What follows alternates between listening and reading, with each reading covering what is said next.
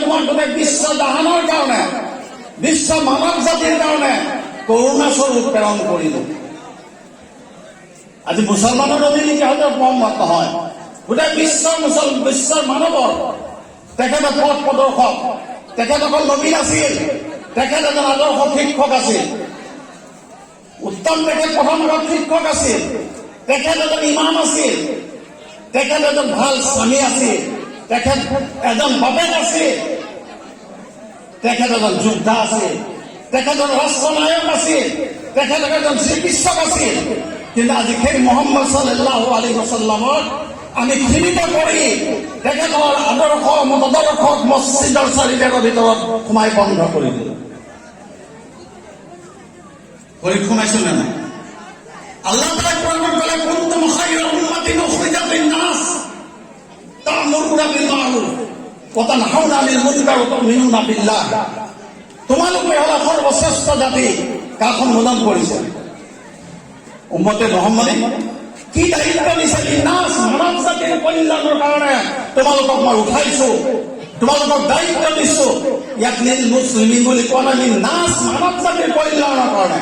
আজি আমি যি মুহাম্মাদৰ অনুসৰণকাৰী, আমি আশিকে মুহাম্মদ বুলি দাবী কৰো, প্ৰকৃততে আমি আশিকে মুহাম্মদ নে? মই আব্বাস ভাই ঘৰত চাহ নাস্তা খাই থাকোঁতে কৈছিলো, মোৰ আৰু ভাইজান আছিল, আশিকে মুহাম্মদ একদিনৰ কাৰণে নহয়, আশিকে মুহাম্মদ যদি হোৱা আছে 12 মাহত 365 দিন আপুনি হওক আশিকে ৰসুল, তেতিয়া আশিকে ৰসুল।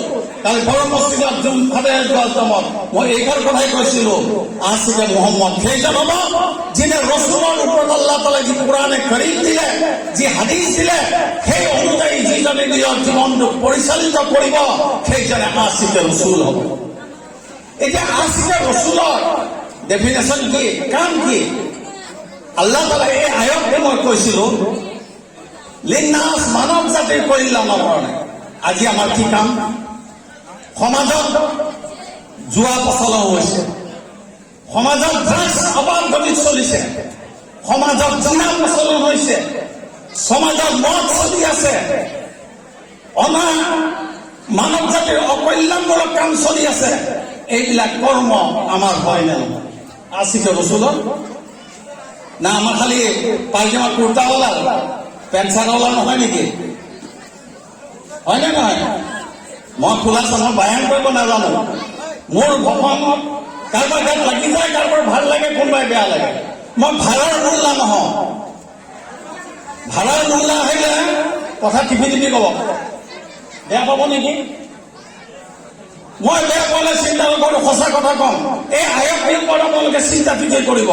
ৰাসূলুল্লাহ সাল্লাল্লাহু আলাইহি ওয়াসাল্লামৰ বিশ্ব জাহানৰ পথ প্ৰদৰ্শক হিচাপে আল্লাহ তাআলাই পঠালে। প্ৰথম এটাই কাম দিছিল যে তেখেতে মানৱ জাতিৰ নৈতিক চৰিত্ৰ সংশোধনৰ কাৰণে। আজি